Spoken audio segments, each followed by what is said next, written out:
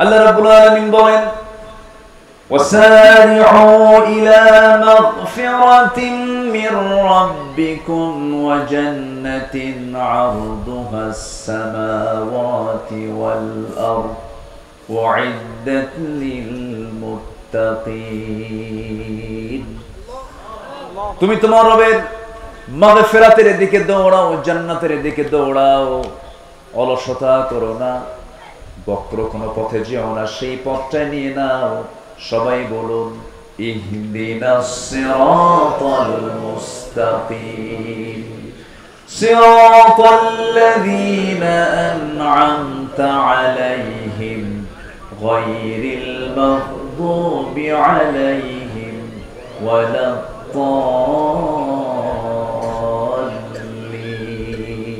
এরপরে আর একটু জোরে বলুন না ভাই, আমিন।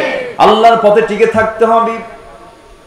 ঈমান টানা সহজ, কিন্তু ঈমানের উপরে টিকে থাকাটা কঠিন। নবীর হাতে বায়াত নিয়ে দিন গ্রহণ করে বেঈমান হয়ে মারা গেছে এমন রেকর্ড আছে না নাই? নবীর চেহারা দেখে, নবীর বয়ান শুনে, নবীর হাতে হাত রেখে ঈমান গ্রহণ করার পরে আবিসিনিয়াতে হিজরত করে পর্যন্ত চলে গেছে, সেখানে খ্রিস্টান হয়ে দুনিয়া থেকে বিদায় নিয়েছে।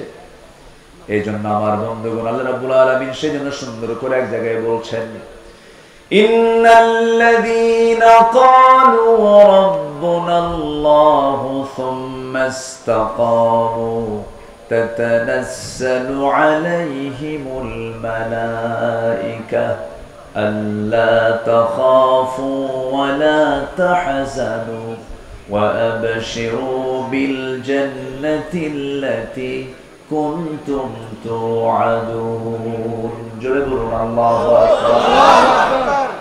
যারা ঈমান আনবে এবং তার উপরে টিকে থাকবে তাদের জন্যই তো জান্নাত। টিকে থাকতে হবে, শেষ নিঃশ্বাস পর্যন্ত বলতে হবে আমার রবকে। আস্তে বলবেন আমার রবকে, আল্লাহ আমার রব। টিকে থাকতে হবে।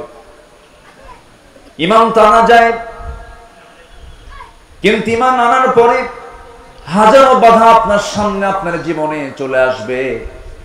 হাজারো ঝামেলা আসুক না কেন, মহা মুসিবত আসুক না কেন, সেই সময় প্রকৃত যারা ঈমানদার তাদের জবান থেকে বের হবে কি আল্লাযীনা ইযা আসাবাতুহুম মুসিবাতুন ক্বালু ইন্না লিল্লাহি ওয়া ইন্না ইলাইহি রাজিউন। জোরে বলুন আল্লাহু আকবার। যখন কোনো বিপদ আসবে ভাবতে হবে আল্লাহর সাহায্য, আল্লাহ পাক আমার প্রতি সাহায্য নাজিল করবেন। আশাদ্দুন নাসি বালাউল আম্বিয়া সুম্মাল আমসাল ফাল আমসাল। এই জগতে আদম থেকে শুরু করে আজ পর্যন্ত যত মানুষ পাঠিয়েছেন এবং পাঠাবেন, এর মধ্যে সবচেয়ে বড় বালা মুসিবত এসেছে হলো নবীদের উপরে, এবং তারপরে যত বালা মুসিবত আসছে আমার আল্লাহর যারা পছন্দের বান্দা তাদের উপরে। তাহলে বালা মুসিবত বিপদ আল্লাহ পাক দেন কি খারাপ ব্যক্তির উপরে বেশি না ভালো বান্দার উপরে বেশি? ভালো বান্দার উপরে বেশি। বিপদ আসবে, মুসিবত আসবে, কিন্তু চ্যালেঞ্জ ধরে রাখতে হবে হলো ঈমানের। ঈমান যেন আমার ছুটে না যায়। ঈমান চলে গেল তো সব চলে গেল।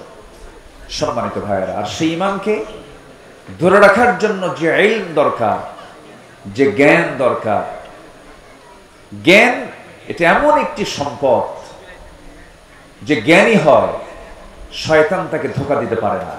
শয়তান তাকে কি করতে পারে না? ধোঁকা দিতে পারে না। শয়তান মূর্খের কাছে গিয়ে যত আরাম পায়, জ্ঞানীর কাছে গিয়ে সেই মজাটা পায় না। এজন্য আল্লাহ তাআলার প্রথম হুকুম কি বলেন তো? পড়ো। বলেন তো কি প্রথম হুকুমটা কি বলেন? পড়ো। ইকরা, পড়ো। কার নামে? আস্তে বলবেন না, কার নামে? আল্লাহর নামে পড়ো। আমার দেশে পড়াশোনা যে হচ্ছে না তা না, হচ্ছে। শিক্ষিতের হার বিগত সকল সময়ের চাইতে এখন বেশি না কম? বেশি।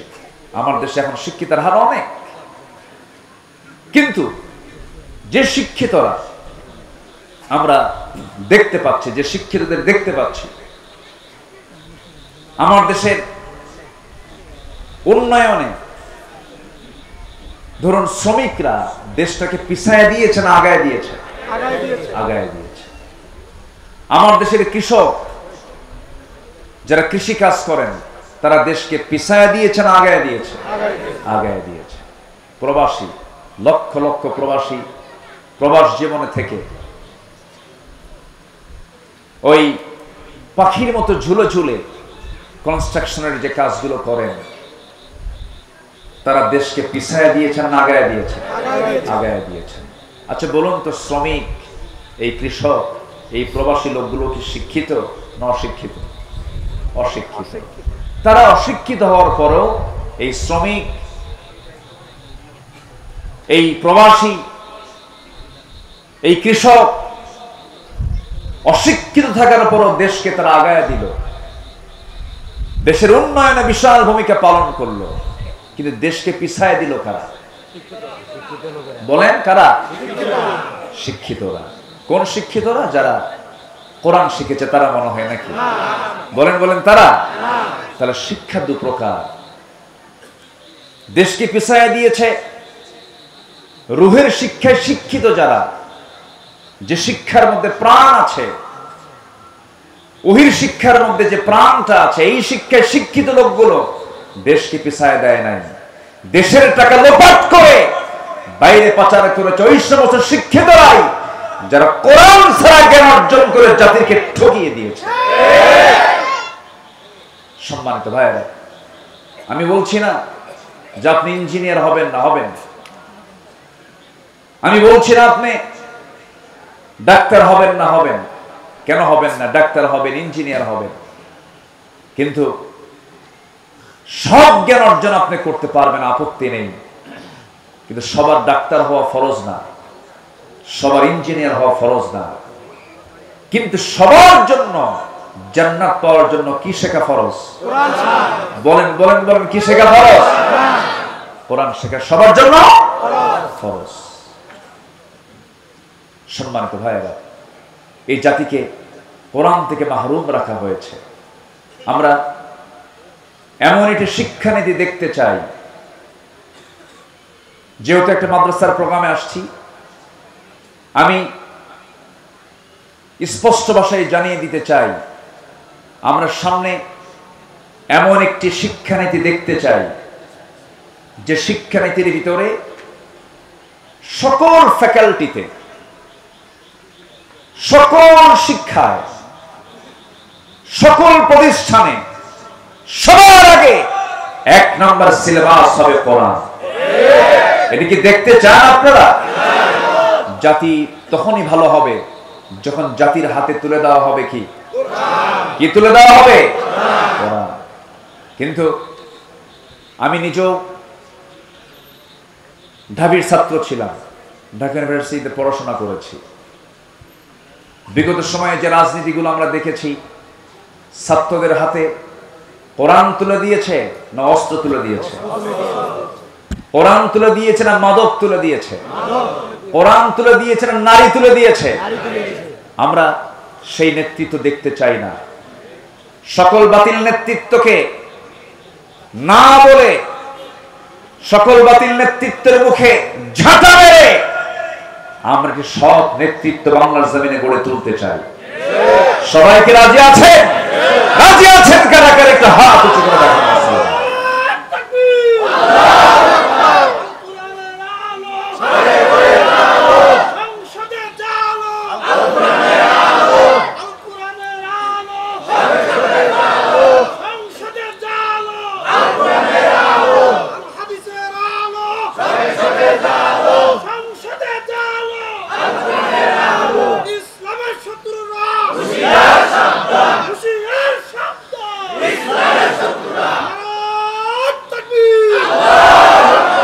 আল্লাহ কবুল করুন, জোরে বলি আমিন। রাগ করতেছেন মনে হয়। আমরা যখন রাষ্ট্র নিয়ে কথা বলি, আমরা যখন সমাজ নিয়ে কথা বলি, তখন একটা মহলের গায়ে চুলকানি শুরু হয়, আছে কিনা? হুজুর আপনি দোয়া করে দিবেন, আমরা যা করি করি, আপনাদের দায়িত্ব হলো দোয়া করা, বাচ্চা হলে আজান দেওয়া, বিয়ের প্রয়োজন হলে একটু বিয়ে পড়ায় দেওয়া, আর মরে গেলে একটু জানাজা পড়ায় দিবেন। এই তো আপনাদের ডিউটি। আপনারা আবার এই দিক থেকে কথা বলেন কেন? আমার দেশে আবার কিছু হুজুরও ছিল বিগত 16 বছর, দেখেছি আমরা, সিনেমা হল উদ্বোধন হবে, হুজুর গিয়ে দোয়া করে। মদের ফ্যাক্টরি উদ্বোধন হবে, দোয়া করে আল্লাহ এই ফ্যাক্টরিতে বরকত দিয়ে দেয়। আছে কিনা বলেন? এখনো ঘাপটি মারে এই সমস্ত মুনাফিক চক্র আছে যারা সামান্য কিছু অর্থের বিনিময়ে দিনকে বিক্রি করে দেয়। ইয়াহিয়া তাকির একটা কথা খুব পছন্দ হয়েছে, ছাগলের দাম 20,000 টাকা, আর একটা ব্যক্তি তার ইমান বিক্রি করে 500 টাকা দিয়া। সম্মানিত ভাইয়েরা, আমরা নিজের জীবনটাকে সাজাবো কোরআন দিয়ে, জোরে বলি ইনশাআল্লাহ।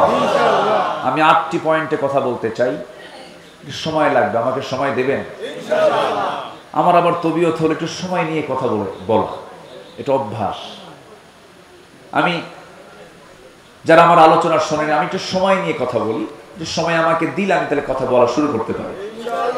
কারো কোনো আপত্তি নাই তো?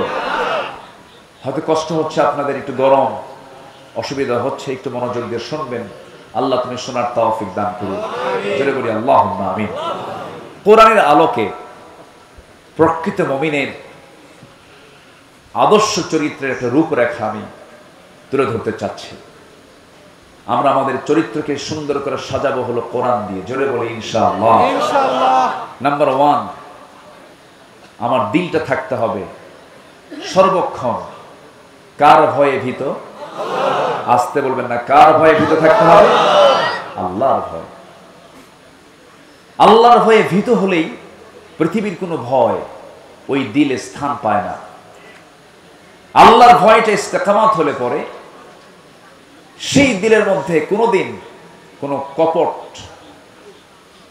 কোনো কটু চক্রান্তকারী তার ঈমানকে ছিনতাই করে নিতে পারে না, সেই হৃদয়ে শয়তান বাসা বাঁধতে পারে না। এজন্য আমাদের দিলে যে ভয়টা, এই ভয়টা জাগ্রত করতে হবে। কার ভয়? আল্লাহর ভয়। খুব কমন একটা আয়াত। আল্লাহ রাব্বুল আলামিন সূরা আনফালের শুরুতে 2 নম্বর আয়াতে সুন্দর করে আল্লাহ রাব্বুল আলামিন বলছেন, যারা পারেন এই আয়াতগুলো সবারই মুখস্থ থাকা দরকার।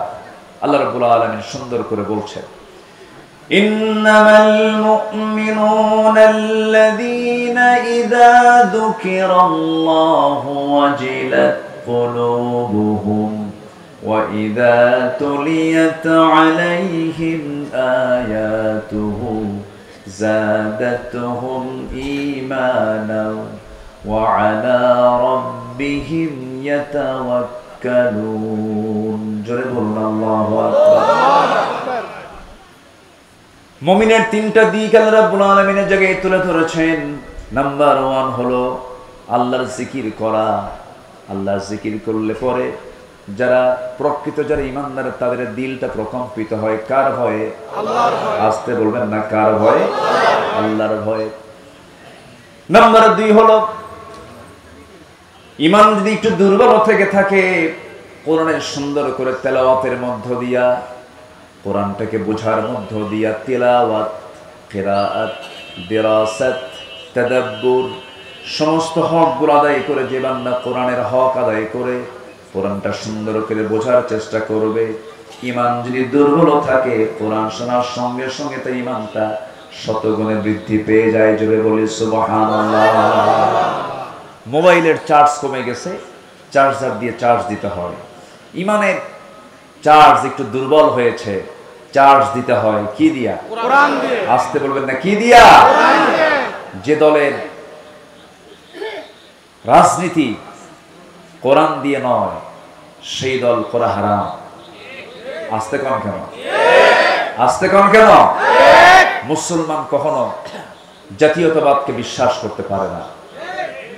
মুসলমান কখনো সেকুলারিজমকে বিশ্বাস করতে পারে না। মুসলমান কখনো ক্যাপিটালিজমকে বিশ্বাস করতে পারে না। মুসলমান কখনো মানুষের তৈরি করা কোনো ইজমকে, কোনো মতবাদকে তন্ত্র মন্ত্রকে বিশ্বাস করতে পারে না। মুসলমান বিশ্বাস করবে কার দেওয়া বিধানকে? আল্লাহর দেওয়া বিধানকে মুসলমান বিশ্বাস করবে।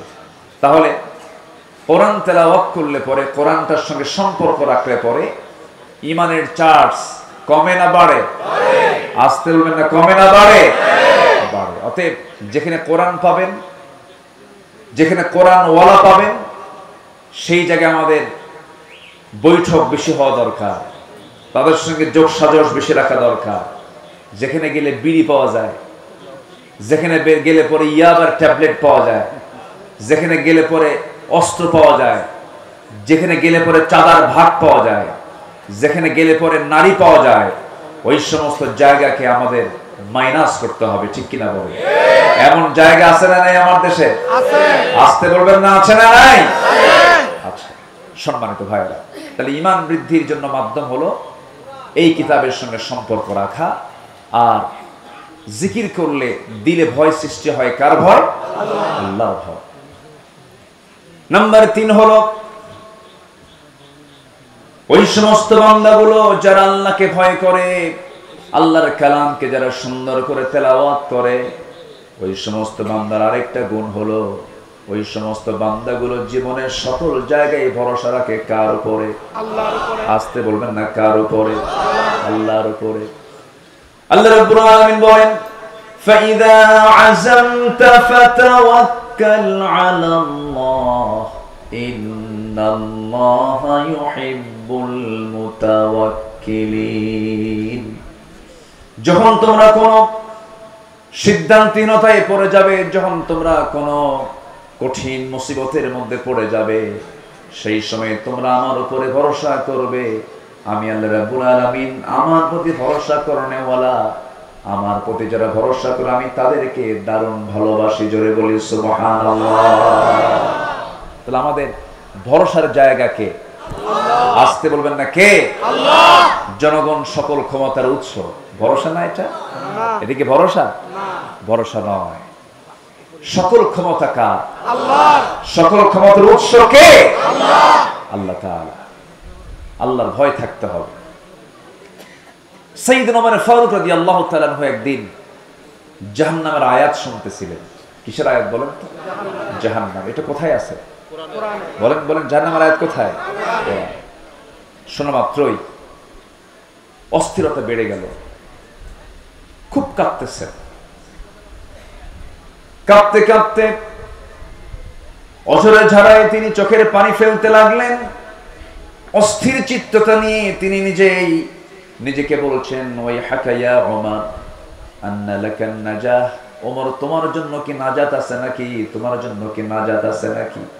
করে কান্নাকাটি করছেন, চোখের পানি ফেলে ফেলে কাঁদতেছেন। অথচ যে ওমর আল্লাহ রাব্বুল আলামিন দুনিয়ার জিন্দেগিতে জান্নাতের ঘোষণা দিয়েছেন, ওমর জান্নাতি। রাসূল নিজে বলেছেন, ওমর ফিল জান্নাহ, ওমর জান্নাতি। সে ওমর যদি জাহান্নামের আয়াতগুলো শুনতে শুনতে অস্থির হয়ে যান, চোখের পানি ফেলে ফেলে কাঁদেন। এই জীবনের বৃদ্ধির দিকটা আমরা যদি নিজের জীবনে বাস্তবায়ন করতে চাই, জাহান্নামের যে আয়াতগুলো আছে, আয়াতগুলো আমাদের সামনে নিয়ে আসার দরকার আছে না নাই? আচ্ছা, আমরা সুন্দর করে কোরআনটা পড়বো। জোরে বলি ইনশাআল্লাহ। কোরআনটা বেশি বেশি পড়বো, বেশি বেশি শুনবো, কোরআন শুনবো বেশি, গান শুনবো।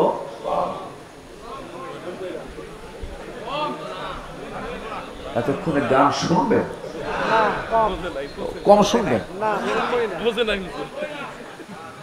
তাহলে কম শোনা জায়েজ নাকি?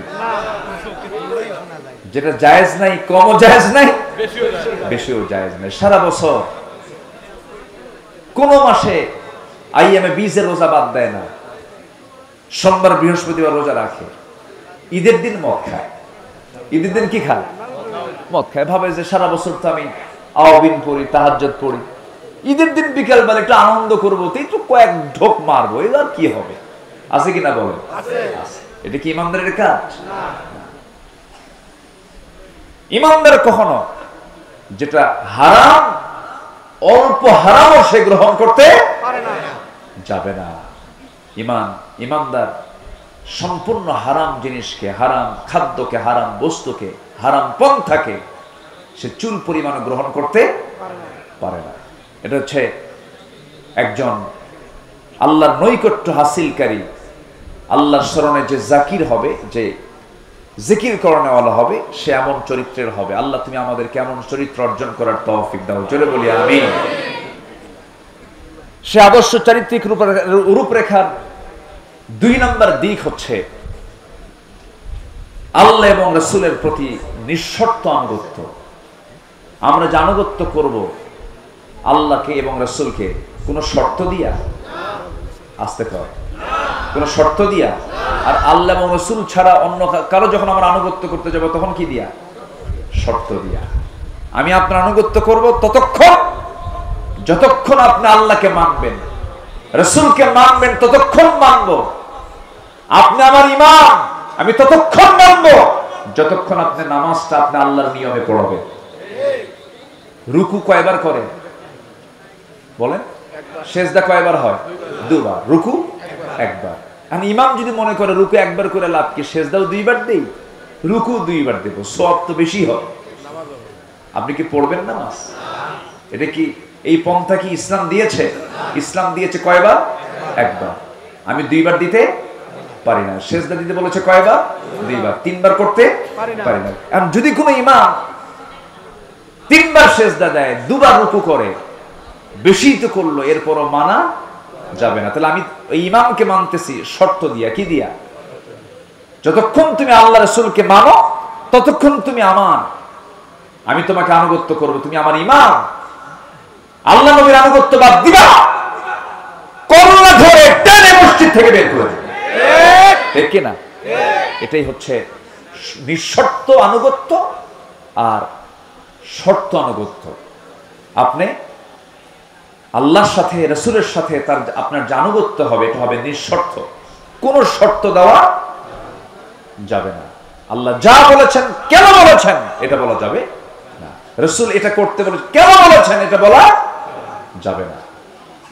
আপনি কেন বলবেন, ঈমান আপনার চলে যাবে। আল্লাহ যা বলেছেন, সামিআনা ওয়া আতাআনা, শুনলাম, সঙ্গে সঙ্গে তা মানব। জোরে বলি ইনশাআল্লাহ। আল্লাহ রাব্বুল আলামিন বলেন, ইয়া আইয়ুহাল্লাযীনা আমানু আতিউল্লাহা ওয়া আতিউর রাসূল ওয়া লা তুবতিলু আ'মালাকুম।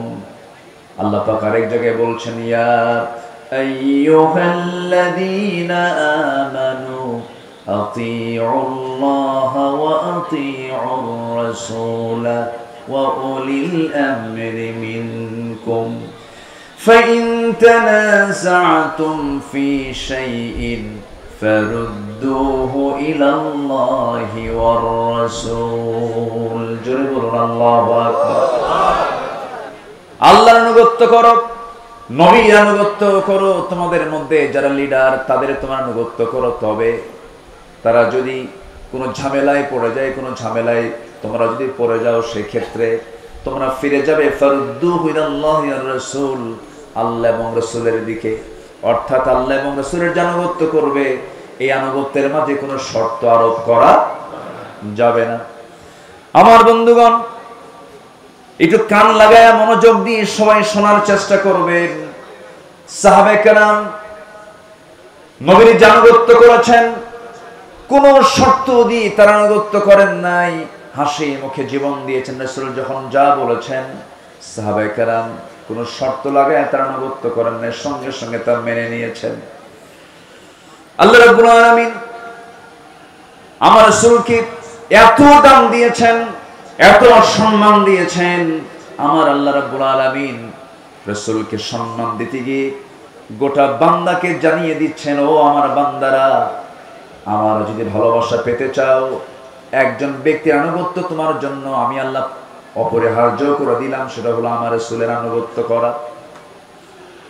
আমার যদি ভালোবাসা পেতে চাও, আমার মুহাব্বত যদি তুমি অর্জন করতে চাও, শর্ত হলো আমার নবীর তোমরা ইত্তেবা করবে। আল্লাহ রাব্বুল আলামিন বলছেন, ফাত্তাবিউনি ইউহিব্বুকুমুল্লাহ ওয়া ইয়াগফির লাকুম যুনুবাকুম ওয়াল্লাহু গফুরুর রহিম। জোরে বলুন আল্লাহু আকবার।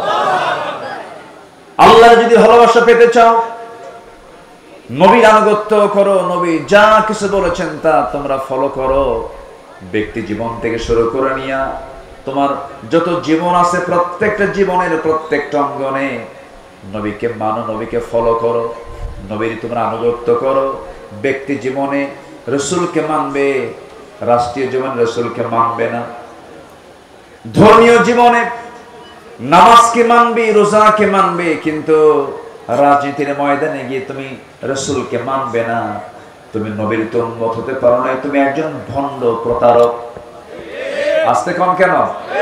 এরকম ভণ্ড প্রতারক তো আমার দেশে নাই মনে হয়। আসতে বলবেন না, আছে না নাই?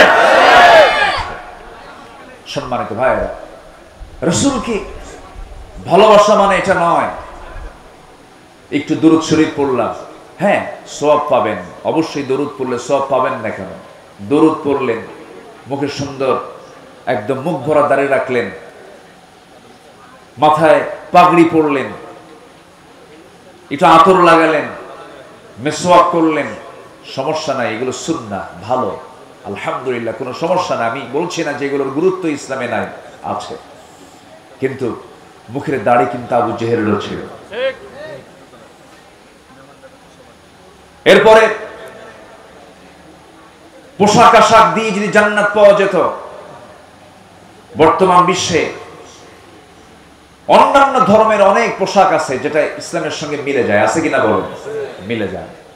আল্লাহ তাআলা বাহ্যিক কোনো কিছুকে প্রাধান্য দিবেন না। ইন্নাল্লাহা লা ইয়ানজুরু ইলা সুওয়ারিকুম ওয়ালা ইলা জাসামিকুম ওয়ালাকিন ইয়ানজুরু ইলা কুলুবিকুম ওয়া আমালিকুম। আল্লাহ তোমাদের দেহ দেখবেন না, আল্লাহ তোমাদের চেহারা দেখবেন না, আল্লাহ দেখবেন তোমার ভিতরটা এবং তোমার আমলটা আল্লাহ পাক দেখবেন। সম্মানিত বন্ধুগণ, সম্মানিত ভাইয়েরা, এই জন্য নবীর প্রতি এবং আল্লাহর প্রতি যে আনুগত্য হবে, এই আনুগত্যের মাঝে কোনো শর্ত আরোপ করা যাবে না। সম্মানিত ভাইয়েরা, সাদ ইবনে মুআজ রাদিয়াল্লাহু তাআলা আনহু একজন সাহাবী, যিনি 30 বছর বয়সে ইসলাম কবুল করেন, 35 বছর বয়সে শাহাদাত বরণ করেন। ইসলাম পেয়েছেন কয় বছর? বলেন, কয় বছর পেয়েছেন? মাত্র 5 বছর। এই 5 বছর তিনি ইসলাম পেলেন। প্রথম যে যুদ্ধ হলো বদর, বদর যুদ্ধের দিন তিনি বদরের ময়দানে দাঁড়ালেন। এই যুদ্ধটা ছিল কি সমান সমান যুদ্ধ না অসম যুদ্ধ? অসম। 313 কোথায় আর 1000 কোথায়? অশ্বারোহী কোথায় আর পদাতিক কোথায়? পায়ে হেঁটে যাওয়া আর ঘোড়ার পিঠে থেকে যুদ্ধ করা, অস্ত্র হাতে নিয়ে যুদ্ধ করা, অস্ত্র ছাড়া যুদ্ধ করা, একটা অসম যুদ্ধ ছিল। সেই যুদ্ধের ময়দানে এই সাদ বিন মুআজ রাদিয়াল্লাহু তাআলা আনহু যখন আমার নবী যখন ডাকলেন দীপ্ত কণ্ঠে, সেই বদরের ময়দানে দাঁড়িয়ে তিনি বলছেন, ফাওয়াল্লাযী বা'আসাকা বিল হক,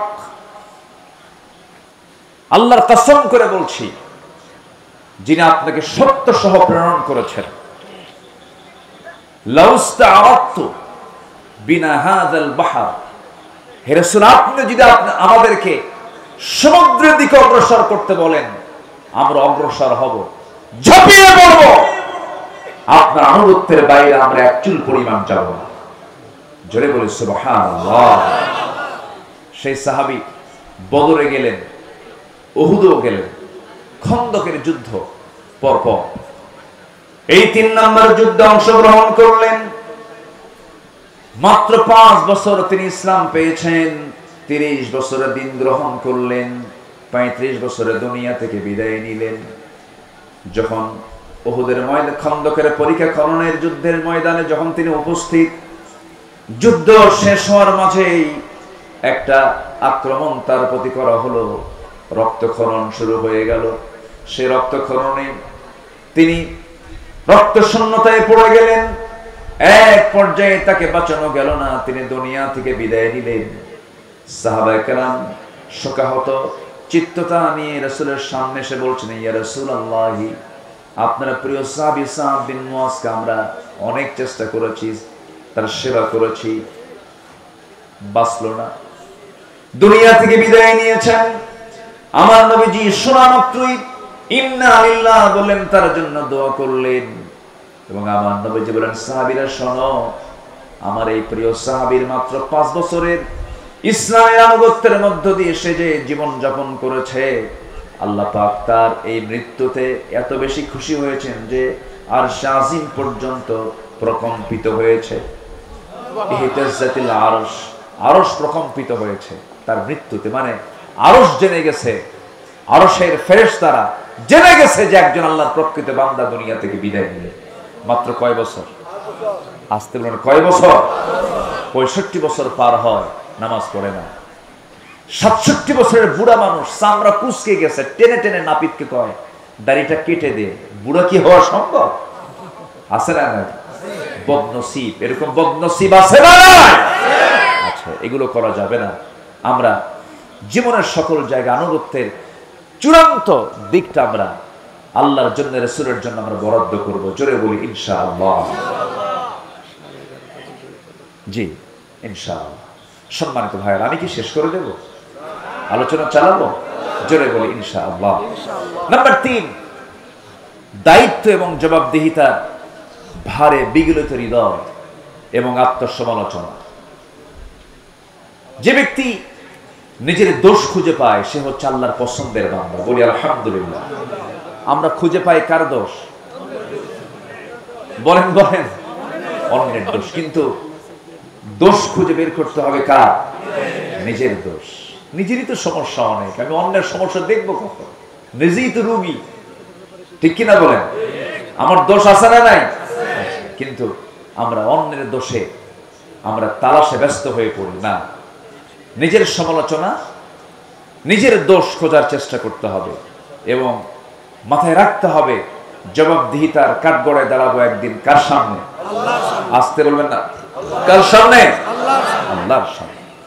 আল্লাহ রাব্বুল আলামিন সুন্দর করে বলছেন, ইন্না আরাদনাল আমানাতা আলাস সামাওয়াতি ওয়াল আরদ ওয়াল জিবালি ফাআবাইনা আন ইয়াহমিলনাহা ওয়া আশফাকনা মিনহা ওয়া হামালাহাল ইনসান ইন্নাহু কানা যালুমান জাহুলা। জোরে বলুন আল্লাহু আকবার। সূরাতুল আহজাব 72 নম্বর আয়াত আল্লাহ রাব্বুল আলামিন বান্দার পরিচয় দিতে নিয়ে তিনি বলছেন, আমি আসমান, জমিন, পর্বতমালার প্রতি আমানত পেশ করেছি। তারা তা বহন করতে অস্বীকার করেছে, ভীত হয়ে পড়েছে, কিন্তু মানুষ সেই আমানতকে বহন করেছে। আমার বন্ধুগণ, মানুষকে আল্লাহ পাক সেই দায়িত্ব দিয়েছেন। একজন খলিফার কথা কিছুক্ষণ আগেও বলেছি। 2 নম্বর খলিফার নাম কি বলেন? বলেন কি? কিসের আয়াত শুনে কেঁদেছেন? মনে আছে আপনাদের? ওমর। আল্লাহু আকবার। কয় নম্বর খলিফা? বহুদিন আগে এক মাহফিলে বললাম, ওমরে ফারুককে চিনেন কে? তো সামনে থেকে এক ছোট্ট ছেলে দাঁড়ায় বলে, হুজুর আমি চিনি।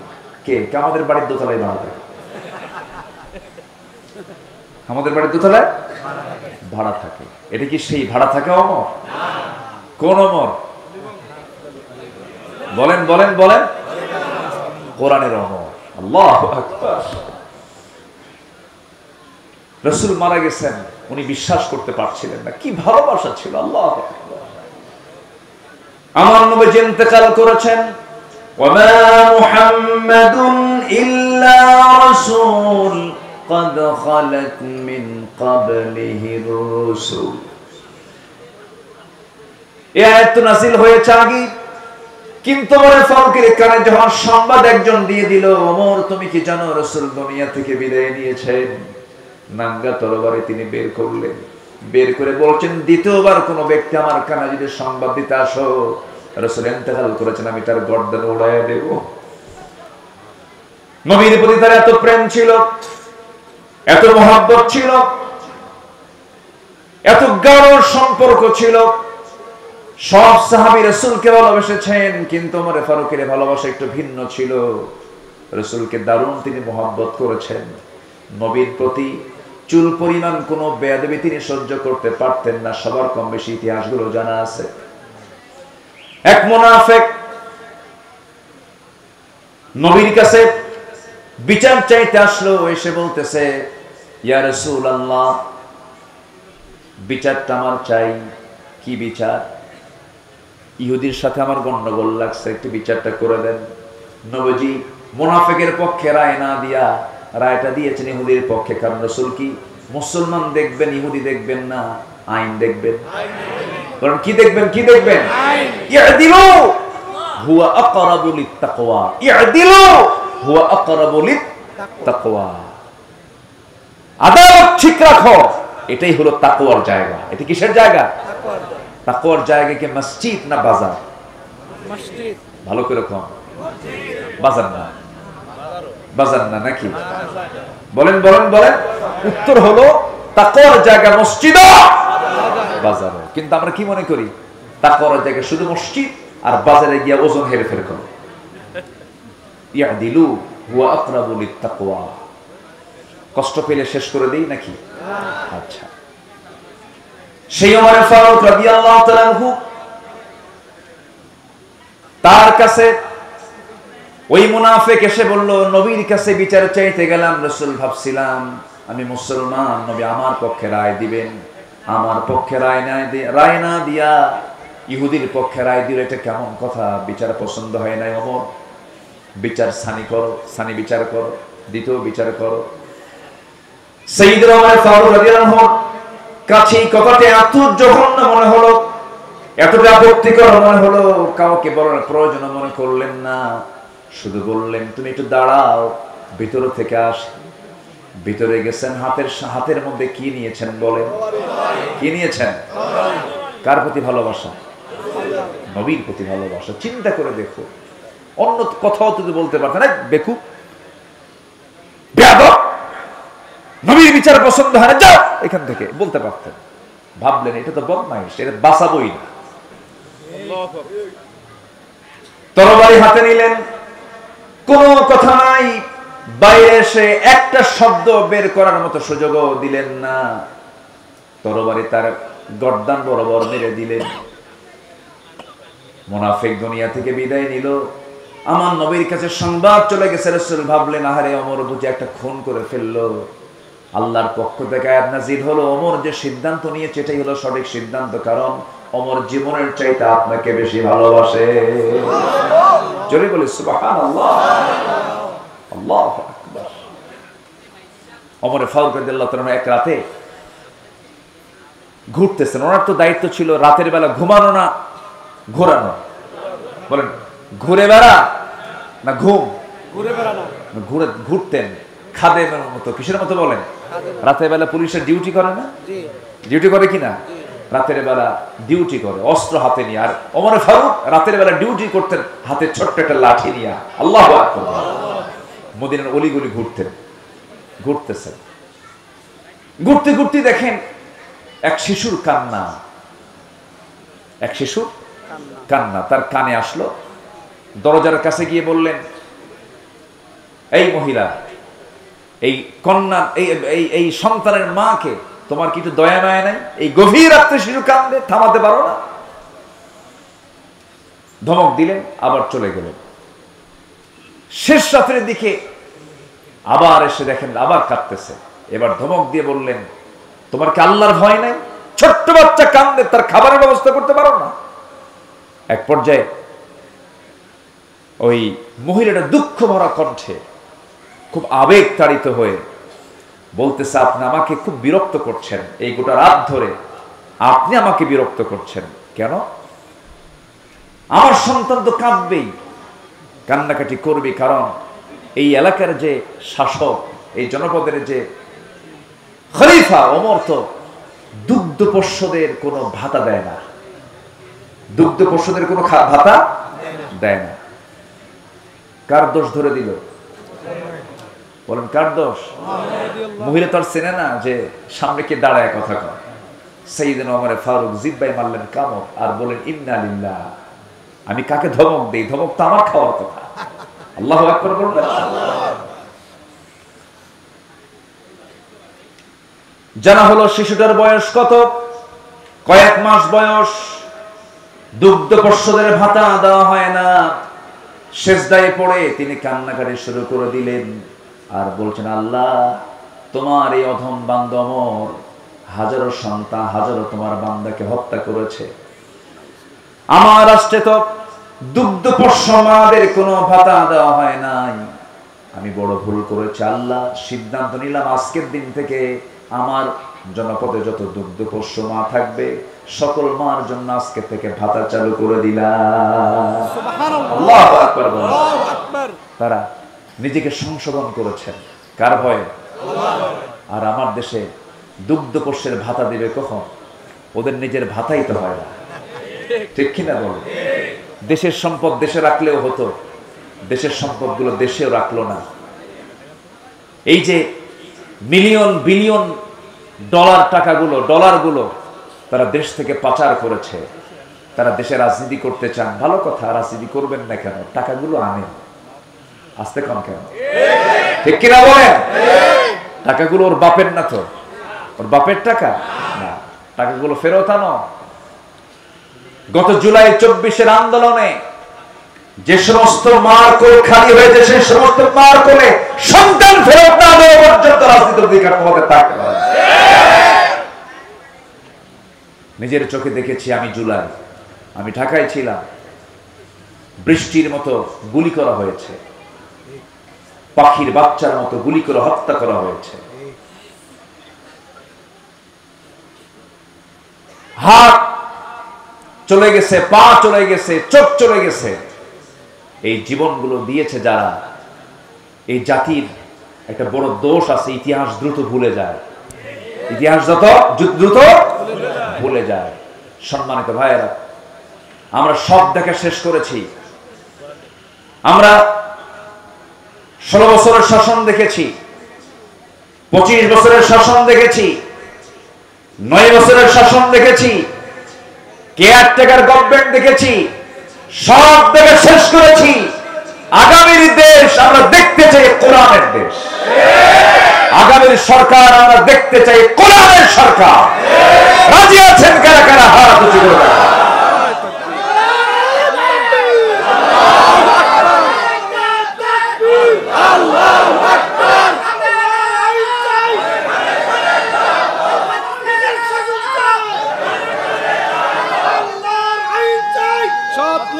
আল্লাহ কবুল করুন, জোরে বলি আমিন। নাম্বার 4 হলো ইবাদতে অহংকার না নিরহংকার? নিরহংকার এবং বিশুদ্ধ চিত্ততা নিয়ে আমরা ইবাদত করব, জোরে বলি ইনশাআল্লাহ। অহংকারী ইবাদতকারী আছে না নাই? ইবাদত করে কিন্তু কি আছে? অহংকার। জানো আমি 27 বার হজ করছি, আছে কিনা বলেন?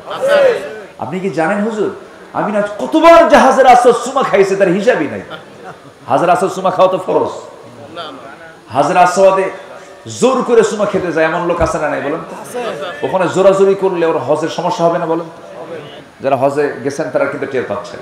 ফালা রাফাথা ওয়ালা ফুসুকা ওয়ালা জিদালা ফিল হজ। হজের সফরে কোনো প্রকার ফুসুকি করা যাবে না, তর্ক বিতর্ক করা যাবে না, ঠেলাঠেলি করা যাবে না। তো ওই হাজার আসওয়াদে, হাজার আসওয়াদ কয়টা? পাথর কয়টা? আর সুমা খেতে যায় কয়জন?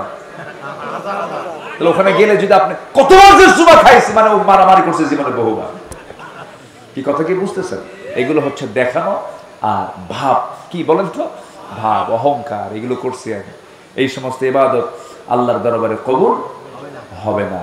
বিশুদ্ধ চিত্ততা নিয়ে আমরা সকল কাজগুলো করব, জোরে বলি ইনশাআল্লাহ। সফলকে কোরআনকে প্রশ্ন করুন, কোরআন বলে দিচ্ছে। আল্লাহ রাব্বুল আলামিন বলেন, قد أفلح من تزكى وذكر اسم ربه فصلى। আরেক জায়গায় বলছেন قد أفلح من زكاها وقد خاب من دساها। التقوى ها هنا، التقوى ها هنا। তাকওয়াটা হলো এই জায়গায়, ভিতরের বিষয় এটা। এজন্য আমরা বিশুদ্ধ চিত্ততা নিয়ে চলবো। আমরা তাজকিয়াতুন নফসকে আমরা মাথায় রাখবো, নফসের শুদ্ধতা নিয়ে আমরা চলবো।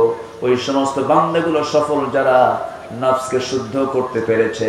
জিকির করেছে কার? আল্লাহ। নামাজ পড়েছে কয় ওয়াক্ত? 5 ওয়াক্ত। নামাজকে সবাই পড়তে রাজি আছেন নাকি? হাত উঁচু করে দেখান তো দেখি, জোরে বলি ইয়া আল্লাহ। আমাদেরকে 5 ওয়াক্ত সালাত আদায় করার তৌফিক তুমি আল্লাহ দিয়া দাও। জোরে বলি আমিন। আরো জোরে আমিন। হাত নামান। নাম্বার 5 হলো ধোঁকাবাজি, প্রবঞ্চনা মুক্ত সৎ জীবন। আমরা এটা চেষ্টা করব গঠন করার। জোরে বলি ইনশাআল্লাহ। ইত্তাকুল্লাহ ওয়া কুনু মা'আস সাদিকিন। আমরা এই গুণটা অর্জন করার চেষ্টা করব। নাম্বার 6 হলো তাকওয়া। একমাত্র ভয় থাকবে কার? আল্লাহ পাকের। নাম্বার 7 হচ্ছে নাম্বার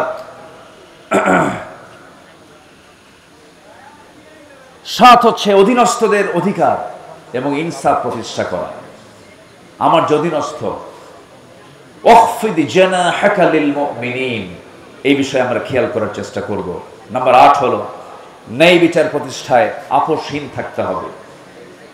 আমাদের সবচেয়ে বড় ঘাটতি হলো এই রাষ্ট্রের সবচেয়ে বড় ঘাটতি হলো ন্যায় বিচারের অভাব। ঠিক কিনা বলুন?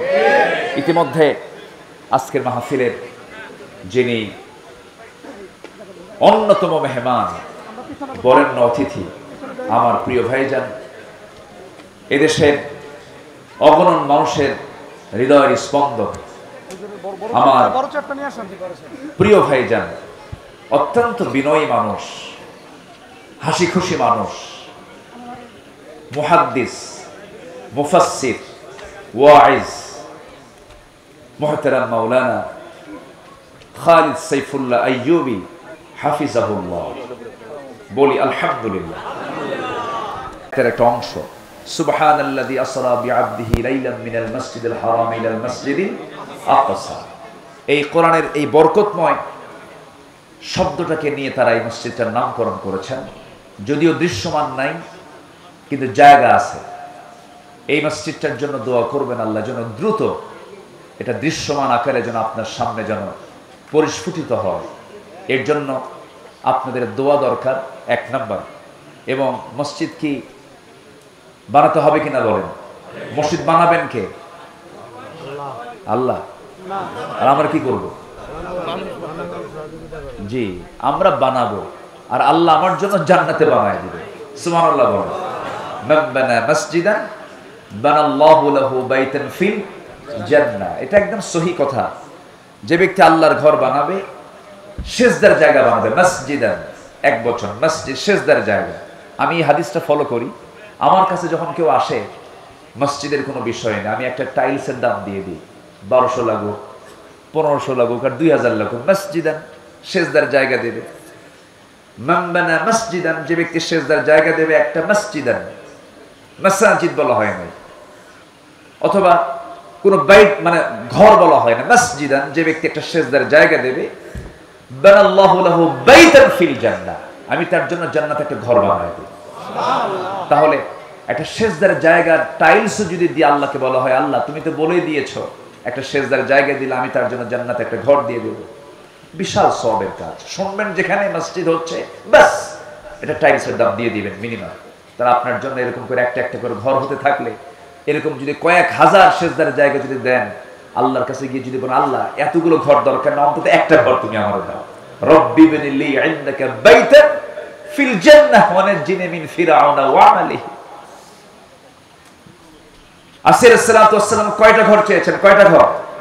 একটা। রব্বি বিনি লি ইনদাকা বাইতান ফিল জান্নাহ, আমার জন্য একটা ঘর দাও জান্নাতের মধ্যে, আমি বেশি ঘর চাই না। ওয়া নাজ্জিনি মিন ফিরআউনা ওয়া আমালিহি, ফিরআউন থেকে তার অপকর্ম থেকে তুমি আল্লাহ আমাকে বাঁচায় দাও।